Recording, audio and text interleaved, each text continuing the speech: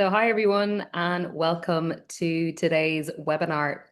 So, I'm Shivaun, and I head up the Americas and customer success for XY Sense. And I'm also today joined by my colleague Jane, who heads up the EMEA and UK region.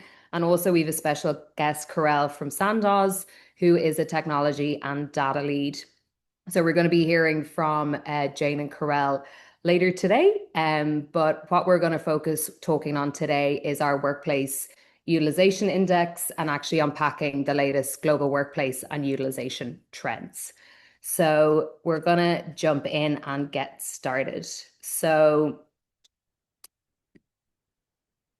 the agenda for today, what we're going to be discussing is a summary of where we're currently at in 2025. So going through some real world examples of managing office utilization trends across different countries and strategic insights that leaders are navigating through optimizing their offices and some long-term planning.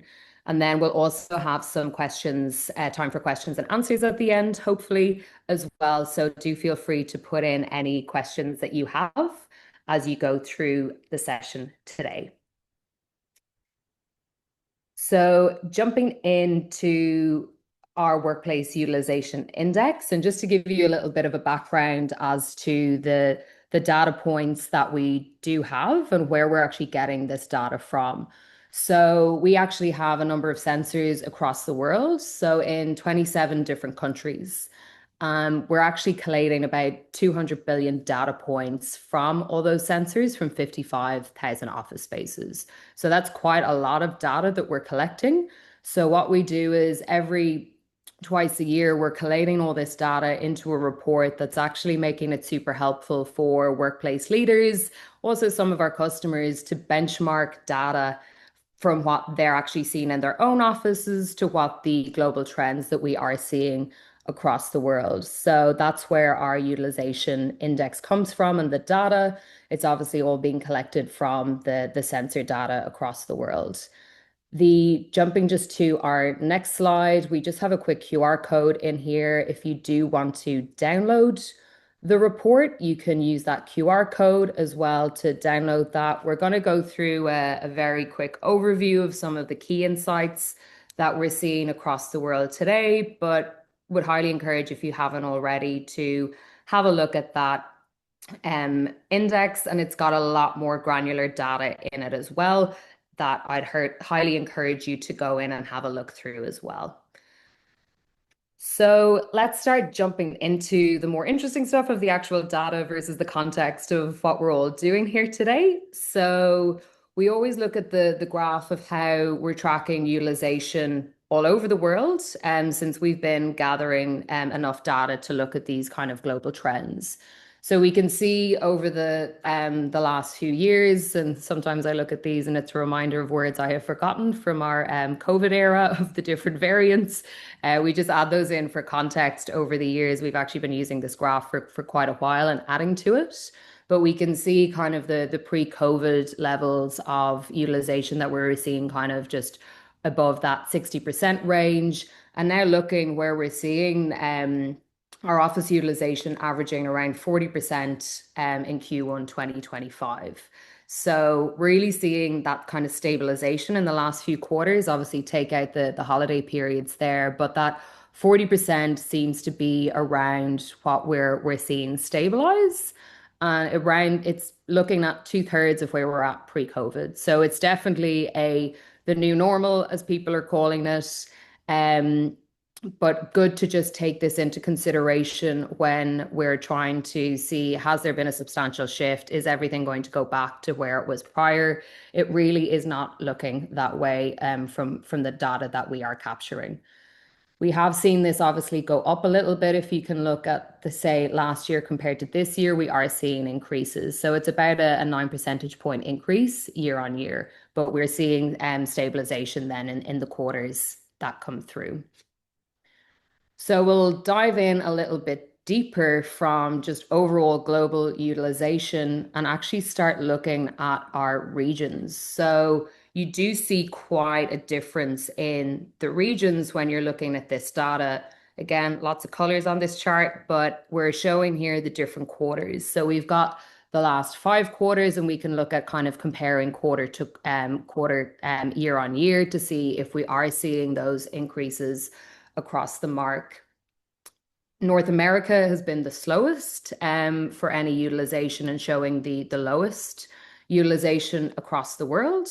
When we look at Q1 this year and Q1 last year, there's actually been no change. It's been 28%. But if we're looking at the combined 6 months with Q4 and Q1, we are seeing that slightly increase.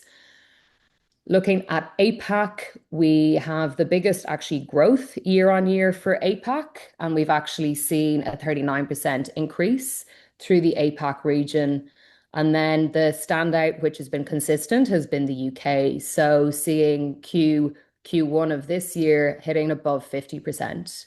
And it's actually, again, Q1 compared to Q1 last year is actually very consistent. So that kind of start of year is we're seeing quite a lot of consistency throughout some of the markets when we're looking at year on year across those. So also a lot of our customers as well are working with a global portfolio. So this is something to really consider when we're looking at this data of taking just an overall utilization rate is great, but again, drilling down into where we're seeing differences in different countries, different regions. Again, different teams in different regions have different behaviors, and really looking forward to hearing the conversation between Karel and Jane later, where they're going to dive into this a little bit more from a real world of taking this data into more of what's actually happening on the ground in an organization that's going with or is actually challenged with some of these global nuances. So diving a little bit further, so now we're going to look at our days of week, which is always quite interesting. And I think we've all gotten very used to this Tuesday, Wednesday, Thursday. The data is very consistent with that. Tuesday is definitely our peak of what we're seeing throughout the week.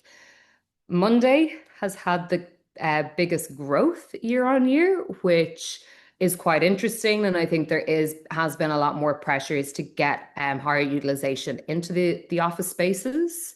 We've seen a lot of companies try and drive this in different ways. So it can be if you need to be in the office 3 days a week, but one of those needs to be your Monday or Friday. So there's a little bit more trying to actually steer people to get a spread of utilization across the week. Naturally, people are choosing Mondays. So we're really seeing that come through in the data. This is still bringing up quite a big pain point for companies trying to actually even out the spread of how do we actually plan and design our spaces to accommodate the peaks that we're seeing on Tuesdays, Wednesdays, Thursdays, and then also how do we manage or actually try and make our Fridays efficient so we're not actually wasting spaces. Again, this comes down to more than just the space that people are using to work and collaborate, but it also comes down to facilities and on-site services like food, cafes, all the wastage that can go into that if you're not actually looking at some of this data and spreading it across all of the services being provided by the office spaces as well. Have seen as well, every company is doing some interesting things here, but Friday I'm finding very interesting. And I've seen a few companies recently doing no meetings Fridays. And again, it is every company is different of what is the meaning of the office space for that company. And a lot of it is collaboration. We want our people coming in and collaborating. So I'm seeing this no meetings on Fridays. So is that a case of we're not actually encouraging people to collaborate, so you should stay at home on a Friday?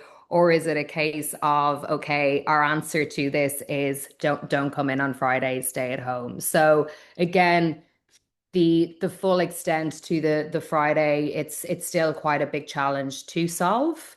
But I think we're definitely not seeing any increases to that utilization rate. But it is great to see more of a spread of the 4 days in the office, because when you look at it, we've 7 days in a week. We were looking the last few quarters, maybe 3 of 7, when you're looking at a full week of an office being used, which is quite a lot of cost for an inefficient spread usage.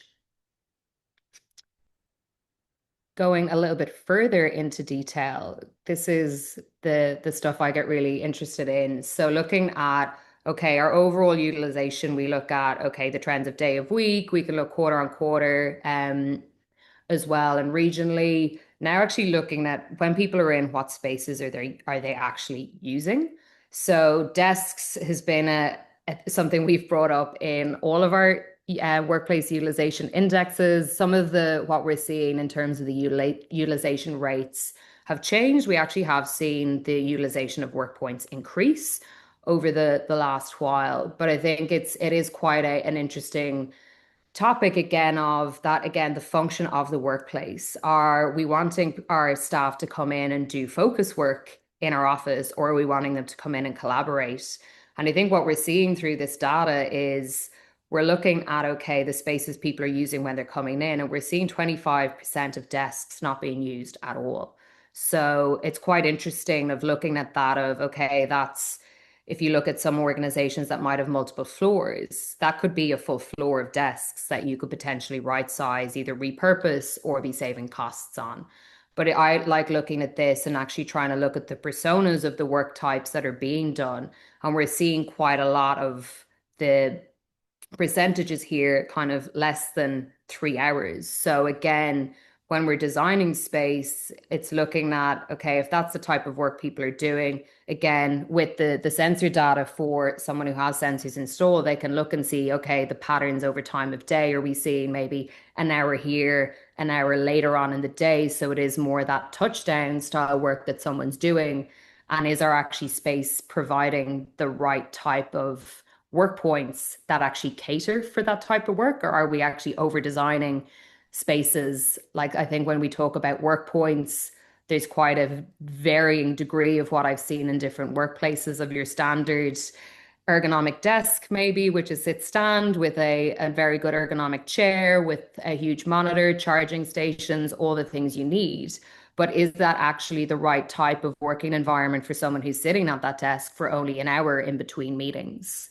So again, something to consider. I've seen now some workplaces with a purposely having non-ergonomic chairs at some of these touchdown spaces that are more designed for that touchdown in between meetings to do focus work and heard or to do just general work in between meetings.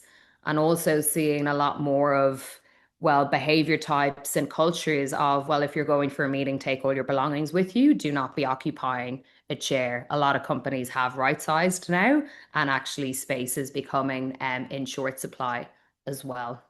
I could talk about desks for a long time. So we're going to move on to meeting rooms. So when we're looking at meeting rooms as well, again, meeting rooms are probably the most in-demand space that we see across our portfolio of data. Again, highly encourage people look through the WUI. We have other categorizations of space types as well, which is worth looking at the full spread across. But generally, the consensus of the utilization is very high for enclosed spaces for people to collaborate. What's interesting then is looking at, okay, the capacity of spaces versus the average occupants that we're seeing. And looking at this chart here, we're actually seeing that the 1 to 2 people spaces are actually the most efficient in terms of the way they're used.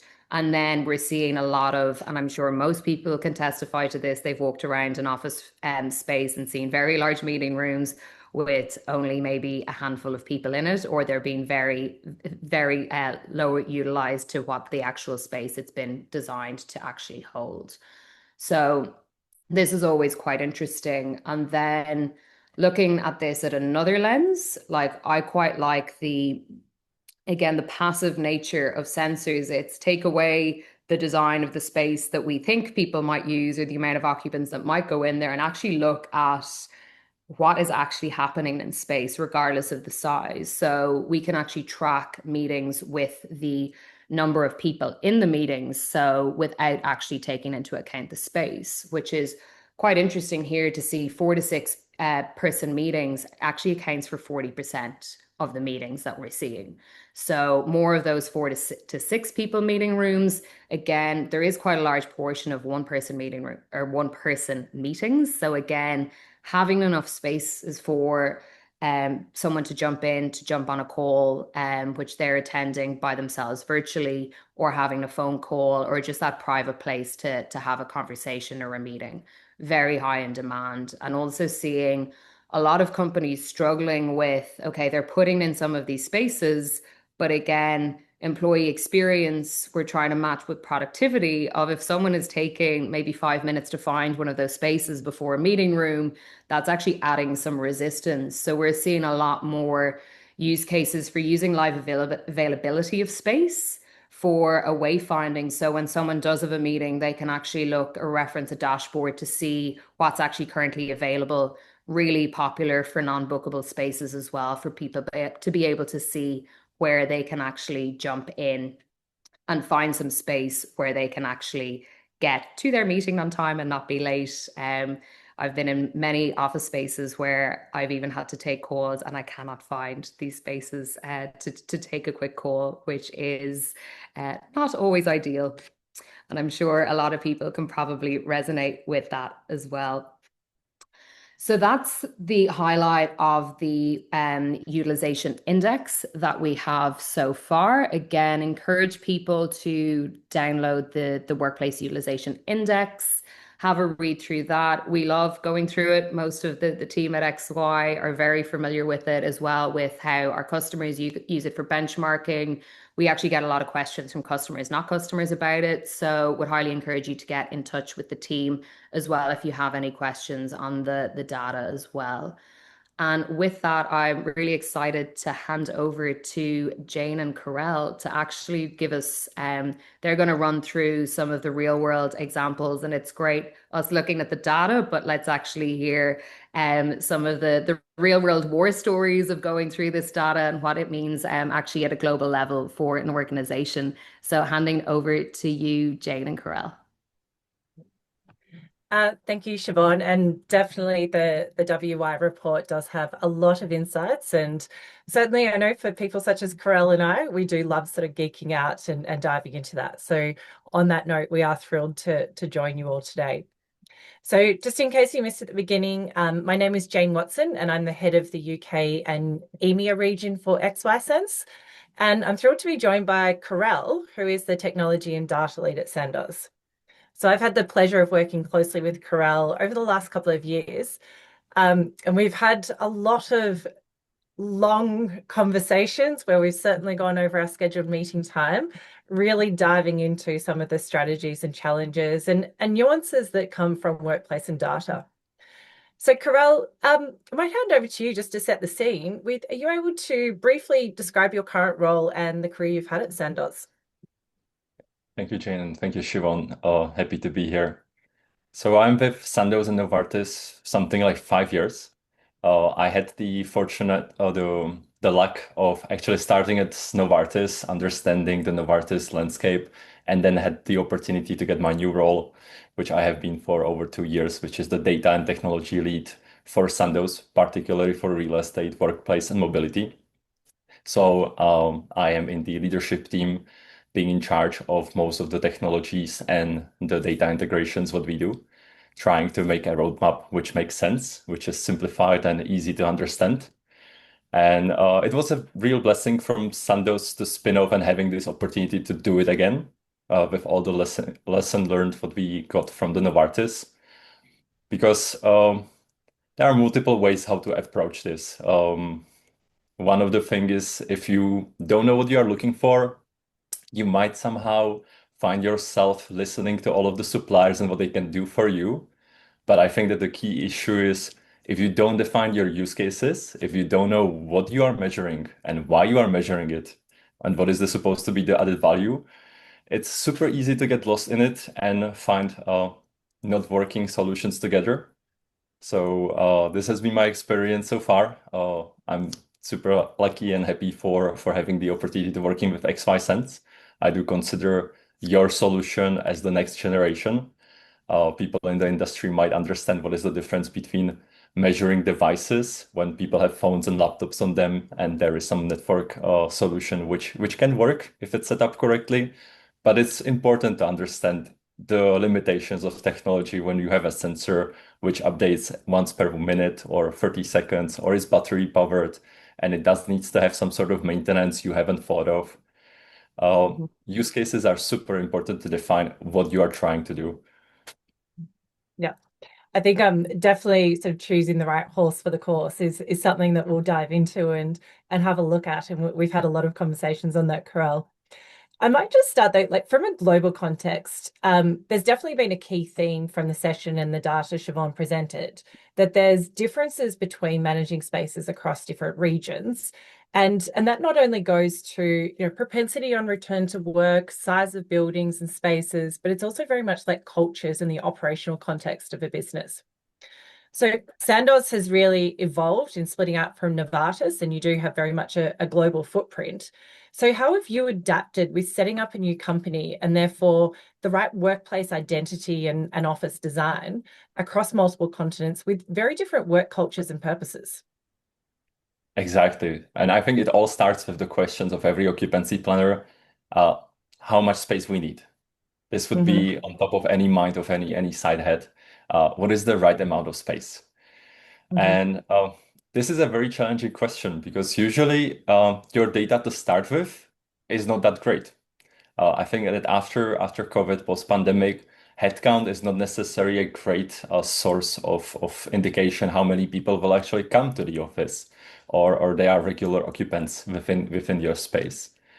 So this has been a real challenge for most of the businesses out there. I think Novartis and Sandoz, in extension, did create our own way how we estimate this. We came up with some internal space calculator, which is based on our experience and what we measured over the time through the different technologies. But now having a proper system and seeing all of the differences, it's kind of like the egg and chicken problem. Because if you don't have the technology and you don't have the data, you actually don't know what's the right fit. The only thing what you already assume is one fit is not going to fit all. So what we Yeah. can see with our four current pilots for XY Sense is we do have a very different culture even within our own organizational cultures, because you have stuff as a national culture leaning into it. People in different countries have different working habits.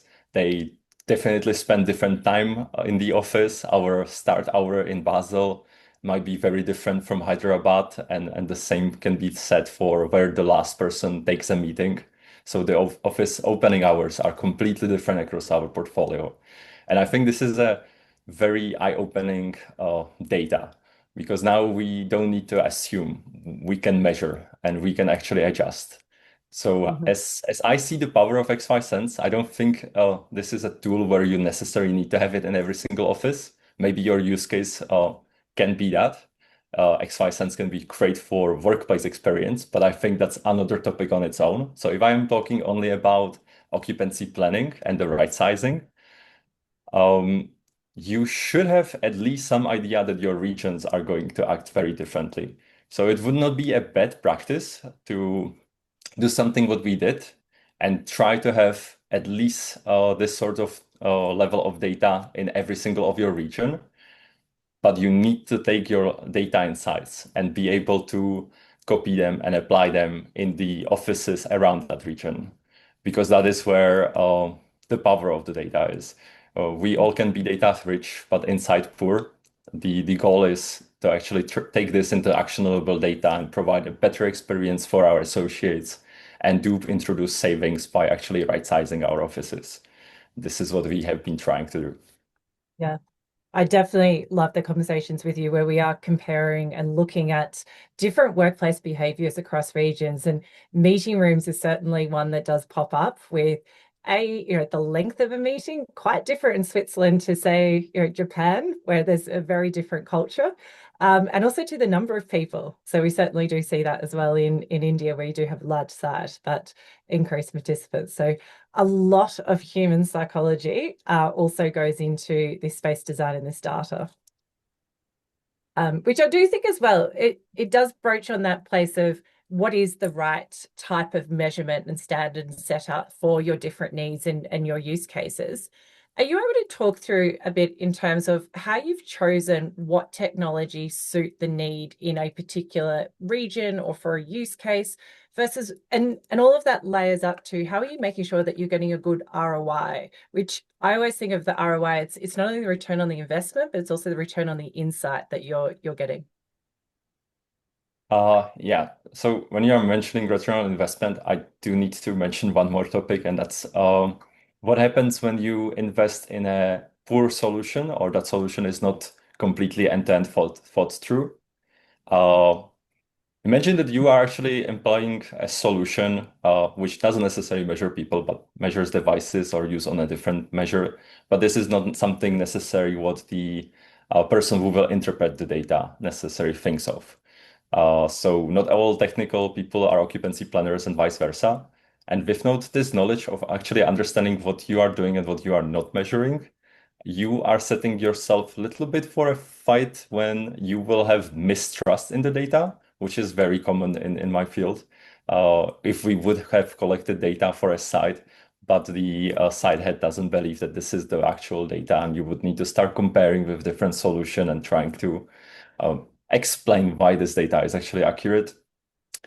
This is what happens if you start off with not a good definition, what you are measuring and how is it measured. And once you have this mistrust that the data might be wrong, you will be working very hard to fix it. And I think this is also one of the reasons why we went for XY Sense, because here is very little for interpretation. You are actually able to find everything to the peak and define it as you need it. You still need to make sure that you are interpreting the data in the right way. And that's a whole discussion we could have here. We actually together developed our own custom dashboards, which is, in my opinion, a significant simplification compared to whole full suite, because you really are a data platform. But that's not necessarily a good thing for every single user of XY Sense.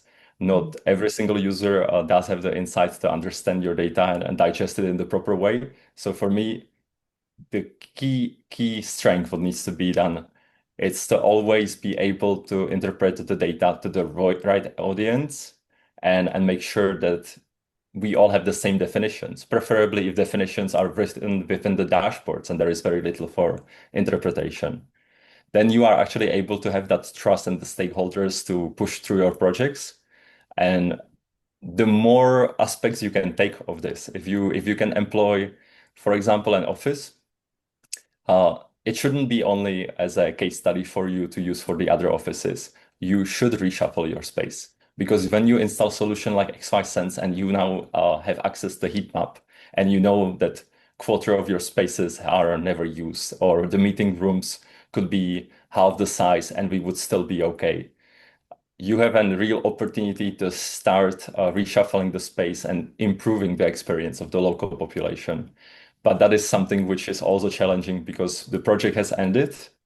How do you keep the stakeholder engaged that you are still able to reorganize and take the advantage of the data? Mhm. I think that's a great segue into another topic, which is the communication of data. And I think Bex is just pulling up just between the screens some of the examples of the custom dashboards that we have created. But on that, and to set the scene for everyone, it's great having a lot of data, but obviously how it's displayed and what's the story you can really tell from the insights is critically important in building up that narrative and bringing multiple stakeholders onto that journey. I know there's a really interesting sort of anecdote and story you've got in terms of how you are presenting data, which leads on to the custom dashboards that we did create. Are you able just to share some of those challenges that did pop up for you and in how you were crafting the narrative within Sandoz and your colleagues? Right, and it's all about expectations. So in the beginning of this webinar, we were talking what is the word average utilization. This is maybe something which is not on everybody's side head mind, that we are actually not trying to reach for 100%, and we shouldn't, because who wants to work in an office which is 100% utilized? Every single spot next to is full, every single meeting room and every single seat. So that's literally not the right way. It's also not the right question to ask, do we have enough of space? Because that's the first layer. That is the amount of people fitting into a building or within a floor. You should definitely have enough of space, but that shouldn't be the maximum layer of depth you are going into. So this first two graphs, what you are looking at with the example data, this is not Sandoz data. This is just a mockup data we came up with, but this is our dashboard. You do see how many people are actually coming on a daily basis to the office, but you don't see how are they spending time. You don't see are they using meeting rooms? Are they using the seats? Are they standing in the kitchen half of the day? Or what exactly is the usage? You only see the maximum capacity of the building, and you see how many people came. So for us to start leading the stakeholders in the way of thinking, don't aim for 100%. We borrowed from you something what we call the vibe index, which is the green line, which is indicating where we would like to see our occupancy. What is the right amount of people which is not feeling too empty? So it's not inviting, but it's not too busy. It's just the right amount of people mixing together and have effective meetings and interactions. And this changes over time how we define it. But right now, you can see it on the graph where we would like to have it. It's usually somewhere around 60 to 80%. Depends on the site, depends on the culture, depends on the office, but it's a very good to have a target. Yeah. No, this is a great illustration here of there's a couple of things I sort of want to point out from these charts that obviously how often are we hitting those ultimate vibe that range, which is, yeah, as you say, no one wants to go to an empty office, no one wants to go to a super crowded office. So it really is striking the right balance for the employees. And what we've done too, we've a lot of work, I suppose, in terms of, how is capacity set based on ergonomic workstations versus what can also be the total capacity of the space in recognizing not everyone's at a desk all the time. So a lot from it. Now, there's something else that I do want to call out, and those with a keen eye may have noticed, but we have 4-day weeks here in this bottom chart. And Really, there is 5 days of the week in the working week, and we have seen from the data that Shivaun presented, Friday is certainly a quiet day.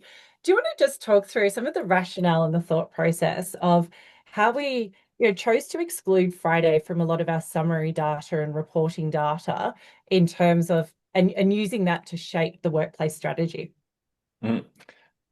So I think the lesson is we all know that Friday is going to be underutilized no matter what. There is a global need to solve free Fridays. What do we do with the space? Do we approach it that we close part of the office, turn off the electricity, the AC, and at least introduce some cost? Don't do cleaning for that day during Fridays for that space? Or maybe somebody is able to lease out the office for Friday to Sunday. It really depends what you can do. But one thing is clear, Friday is not going to be our higher utilization day. It's not globally, and it's the trend is saying that we most likely will not achieve high occupant Fridays anytime soon. So there is no point for us to start diluting our actually productive days, which we intend to have. Sandoz introduced 3 days office in the 3 days of week of the office. So you are expected to come 3 days in the week. We are not expecting you choosing Fridays, even though we would be happy if more people would spread the occupancy over the week. It's just not going to happen. So for us, understanding at least how the office is utilized during those effective days, what we expect the occupants to be there, is much more valuable than just diluting the total numbers with Friday, which is not really meaningful to us. Yeah.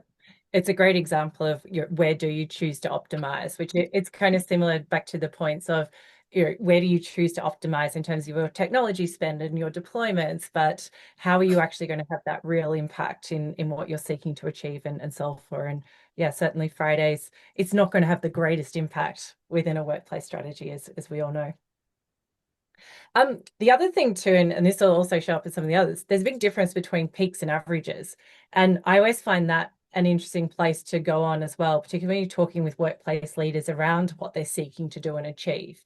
Because the average day, it can be, oftentimes companies will set their opening hours of 12 hours a day in the office, but the average employee is not spending 12 hours a day, luckily, in the office.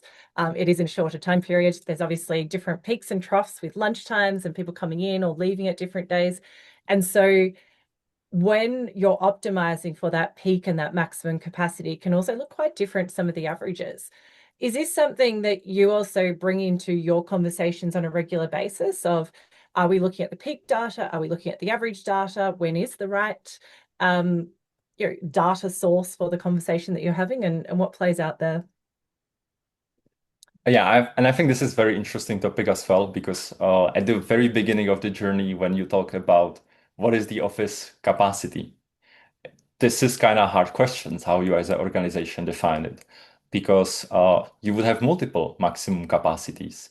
You would have number of ergonomic seat. Is that your maximum capacity? But there are also co-op spaces. There are also meeting room spaces. There are all kitchens where people actually do spend time, sit, hang out, talk. So all of these spaces are potential there to have people spending time. And no organization in the world is going to have occupancy based only on these seats. So defining your max capacity for an office can be a little bit tricky. Um, as you can see in this graph, sometimes you can reach the potential peak more than what we would be expecting to have in the office. Doesn't mean that the office has automatically not enough space. And this is somehow how the conversation have developed. So if I may ask you to move to the different slide, I think we have the slide where we go from actually occupancy into the utilization. This slide is actually talking how do people spend time in the office, which is to me much more interesting.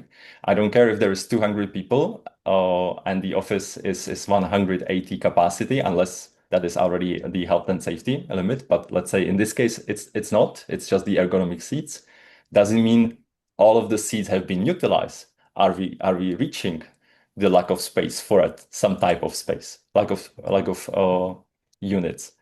And this graph is great at telling it because we basically split all our spaces in the three categories: work points, collaborative spaces, and meeting rooms.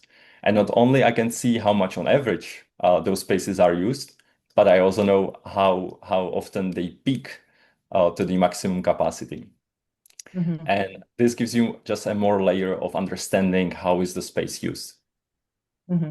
No, this is a great chart and also just summary table as well. And I think a couple of things. One, it really highlights the importance of how you're clearly communicating data. So here we've also chosen to use some imagery and just word prompts to help support, particularly also this is incredibly important as well when you do have a globally dispersed workforce and you may have different languages and different grasps of English and context. So bring it into a centralized basis, but make it really easy for users is critically important. And then even things just such as like color prompts to help create that segmentation. And it is not only do we need to be thinking about different utilizations across days of the week, but it's also the time of the day that factors in. And that can feed into a range of workplace policies and decisions and conversations that happen as to how can you create that smoothing or encouragement to use spaces that may be available when there is oftentimes a very contentious point between supply and demand, especially when it comes to meeting rooms. And this is where the topic and connection with the digital signage and workplace experience comes in, because you actually have with this solution enough of data to put screens in the office and show these are the quiet areas. If you want to prefer that, these are the busier areas and these are the closer meeting rooms around you, which have not been booked for next 30 minutes. And something like this can be super powerful for improving your utilization. Mm-hmm. It's also a great way to obviously put the empowerment back in the hands of employees as well, because I don't think anyone wants to be running around policing and sort of ordering people in particular areas or times. So definitely when you do disseminate and share the right information, people are really empowered and able to make the right decisions for themselves. And again, this sort of chart formation too, I know with a number of clients, it forms as a really interesting basis as to where do decisions need to be made and how does space design and planning come in. And Karel, you mentioned earlier too that having a snapshot and understanding of data in different regions, it does allow you and give you a bit of a proxy to make decisions across other similar areas, and also understand, okay, if this is more of an executive office where we may have more of an executive function, what are the types of behaviors versus what might be a more of a research and development or marketing or a back office. Do you like, and so taking all of that and also the regions, do you also think about what are the types of spaces, such as how much informal breakout areas do we need to have versus how much formal meeting rooms do we need to have in our design versus more desk bound? And what are your internal conversations like, such as that, or sort of anecdotes that you're talking about with your colleagues in your team in terms of the space design aspect?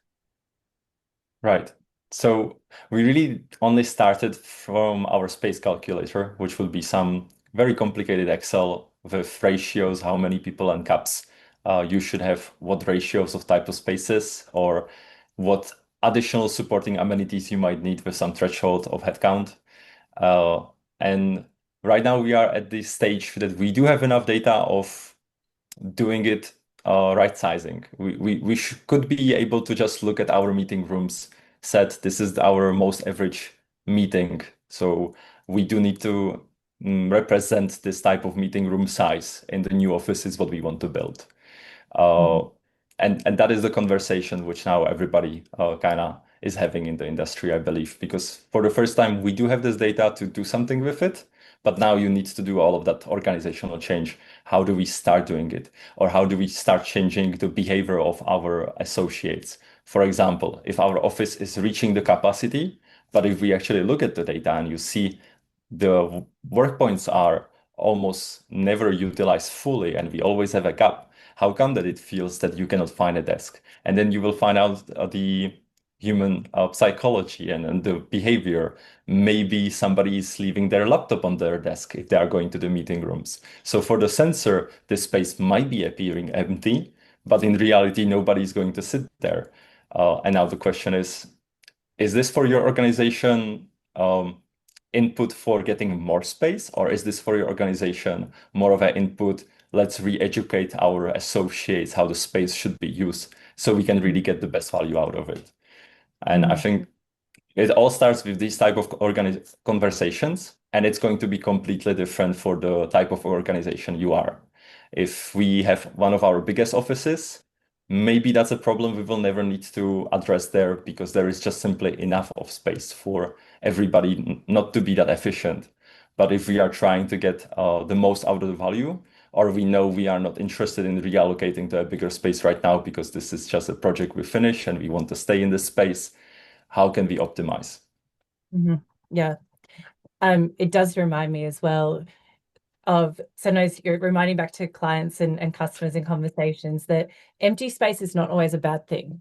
So a classic one that does come up, and often there will be an explanation of like, why are people only spending 3 or 4 hours a day at a desk? But it can also be, well, the purpose of coming into the office is actually spending time in those more collaboration areas. And it really does start to play out with that design of what's the right amount of space. And you also too don't want overcrowded collaboration, more informal areas, because that starts to defeat the purpose.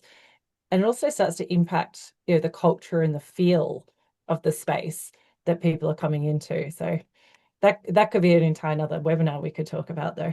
So And but not even collaboration spaces, right? If you come to your normal work setting and suddenly everybody around you is on the call online, not really collaborating with anybody on site, but having virtual calls, then we could have all just sit at home and we didn't need to be here. Or maybe we need to have 10 times more phone booths because that seems to be the use case of these spaces instead of having a focused workspace. No, absolutely. Which we've also got our cafeterias and amenity spaces we could converse about. I know meeting rooms are often a bit of a point of contention and a delicate balance in terms of the supply and demand and the size, and that definitely shows up in some of the data. Is that something you guys like have regular conversations about, feel, and you've obviously had the luxury to have like been able to create some new spaces and redesign. Is there anything you'd sort of share there in terms of understanding or advice you'd give to orgs on meeting room sizes and types of meeting rooms? Uh, the one advice I would give is if you think this is the right amount of meeting room size on average, maybe half it. Because the trend, what we can see globally is that we are living in a world of two large meeting rooms where you can have a meeting room for 40 people. It can be a boardroom. And in most of the times, there will be one guy with headphones eating his lunch. And that is the worst type of how we are using this space. The space is still maybe very much needed. And this is the argument from the local leadership, right? If I need this once a year, I need it. And then I don't care about the utilizations overall. But what we should do is to at least to make sure that we are looking at the peaks of these spaces, that at least the peaks make sense. I understand maybe we need some room which is for 40 people once a year, but in that case, it should be one room only, and the rest should be right sized to fit the most of the demand. And I think this is very much relevant for most of the organizations. If there will be an easy way how to just split a large meeting room in two and make sure that the acoustics are okay, this should be maybe the trajectory we are on. Right now, we are taking this as a lesson learned. Now, when we are opening new offices, I will be pushing on smaller meeting room size and bigger amount, much more louder with having this data at my disposal. I've definitely seen examples of boardrooms being converted into a holding place for multiple phone pods, and that becoming a really effective way of using those larger spaces, just to based on the demands that there is for single use rooms for those private calls. I'm just saying from Shivaun too, we are about to move into Q&A, and no doubt we could talk for some time. But I do just want to like sort of, I suppose, wrapping up, like, is there any key lessons that you would give to workplace planners in defining and developing their workplace strategy? It is Data. really, it's really talking with your local stakeholders. What is the use case? What are you trying to achieve here? Are you trying to just measure the amount of occupants you have in the space, or are you trying to continuously optimize your floor plan so it does provide the best workplace experience? And answering this question will very much help you to define your technology roadmap, what tools you need to achieve your goals. So this I would put the biggest emphasis. There is no one size fits all, or this is the good solution, the other solutions are bad solutions. It's really what is the local need? What are you trying to do here? And what is the best way how to do it? And this needs to be defined by you before you even start looking at the technology. Mm-hmm. Which is probably also a good note, a reminder, you guys have been real pros at also documenting and creating clarity around classifications and definitions. Super helpful when it comes to some of the explanations, and particularly I stress it all the time with global rollouts and portfolios of trying to marry up and compare data that's in totally different classifications is very challenging across the world. And you really do need to have some standard. How does your workspace looks in China? How does it looks in Europe? You really do need to have those definitions, and you need to apples to apples. Mm-hmm. Yeah, absolutely. So Shivaun has popped back up, and we might have some questions.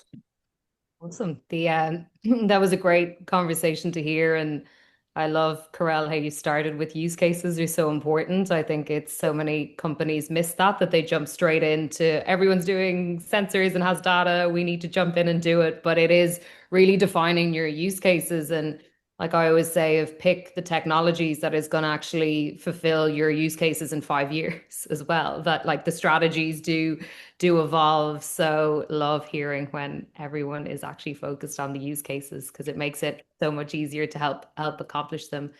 And maybe our next WI, Karel, won't have Fridays. Maybe we'll actually go go the Sandoz method and remove Fridays completely. So we do have time for some Q&A.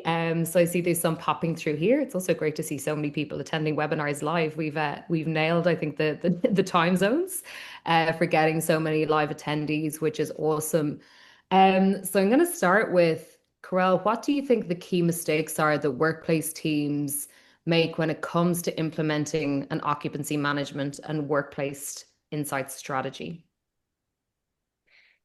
And I think this is going back to the use cases, Shivaun, you just mentioned. if you have a strategy based on technology and not based on your needs, that's where you will start to have some hurdles.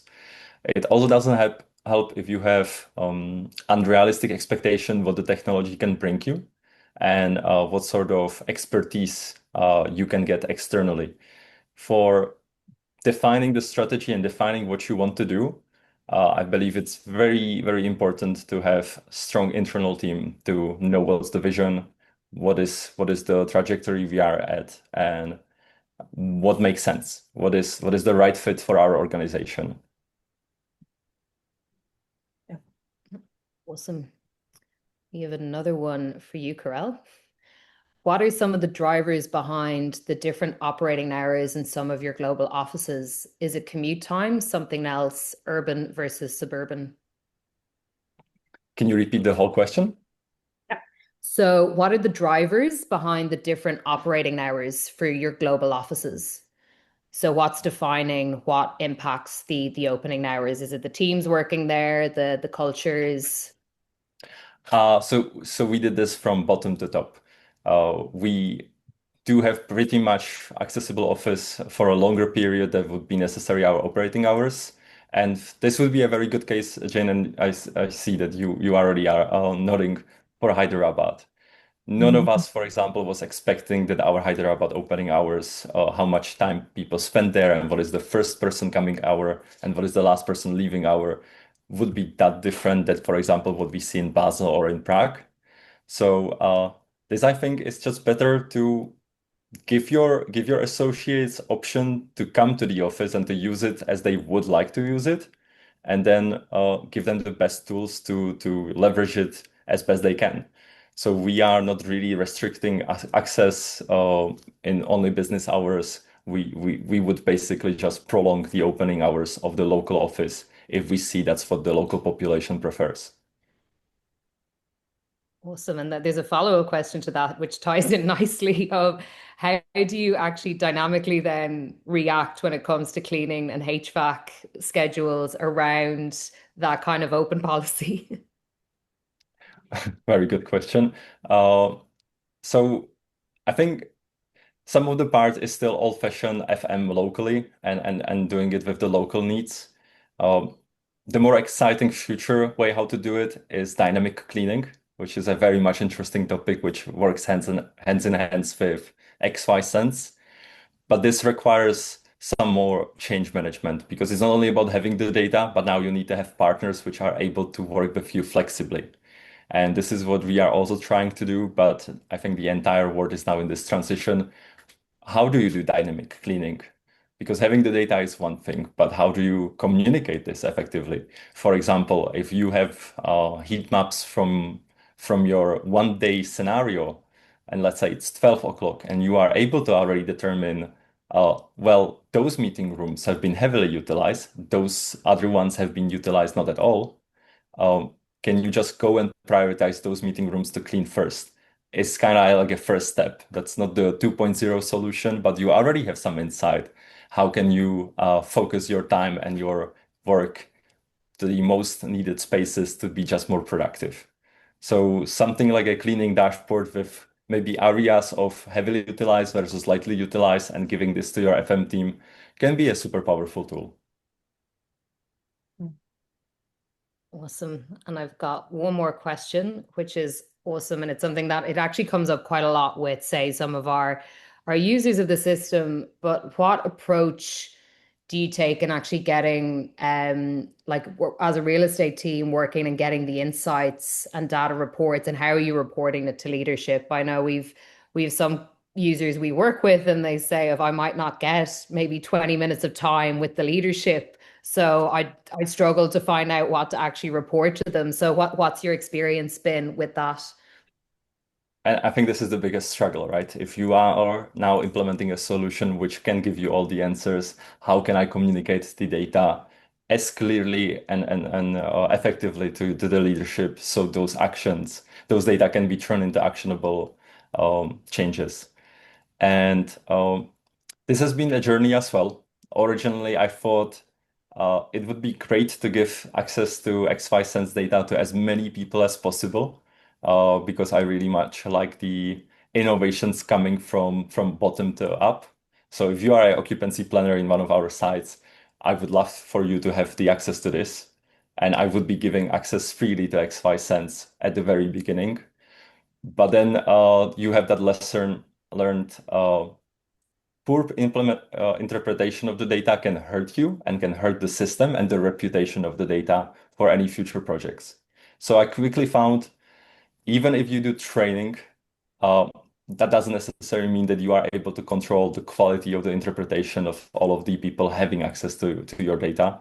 It's just much simpler to, again, create a segment and segmentation. Who do I want to inform, and what is the level of detail this person needs to be informed? And this is basically why we did our custom dashboard as we did it. Because to me, this is one dashboard for everybody. If you care only on the high level data, it's the first thing what you see at the very top. Then if you are interested in understanding the actual time usage of the people coming to the office and where the utilization is spent, you can scroll down, and the storytelling is fitting very nicely to the larger details. So this was our answer to it. Instead of having access to, let's say, 20 specialized dashboards for professionals, let's just make one thing which is super simple, and basically anybody can understand at least the first part of it. And this gives just a smaller room for error, for misinterpretation, and it's just going to help you on the long way. Simplification is the tool here, is the key here. No, that's awesome. And it really is a journey across, like, even of going to implement sensors and getting the right sensors, to your point you made earlier of you don't need sensors in all spaces as well. And then it's the journey of presenting the data and then what you do with it next. But this has been a fantastic conversation. And Karel, thank you so much for joining Jane and myself today. I will call out, if we can just move to the next slide, we do have a QR code that has a link to the WI. I believe we had some technical issues at the start where I was speaking with no slides backing me up, but all that data is in that report. So it's actually a perfect backlog to go back and actually download the report and actually go in all those insights. And the charts I was referring to are actually all in there, which is fantastic. So you won't have missed anything. So highly recommend jumping on and having a read through that. And if you've got any questions for XY Sense, please reach out, and just really appreciate. Thank you again, Karel, and thanks everyone for joining us today for our webinar, and touch back in the next half of the year when we'll be bringing out our next one, and let's see what's changed then. I'm sure maybe a little bit has changed, but looking forward to connecting with everyone again. So thanks so much for joining today. Thank you for having me. Everyone. Thanks, Karel. Thanks, Jane. Bye.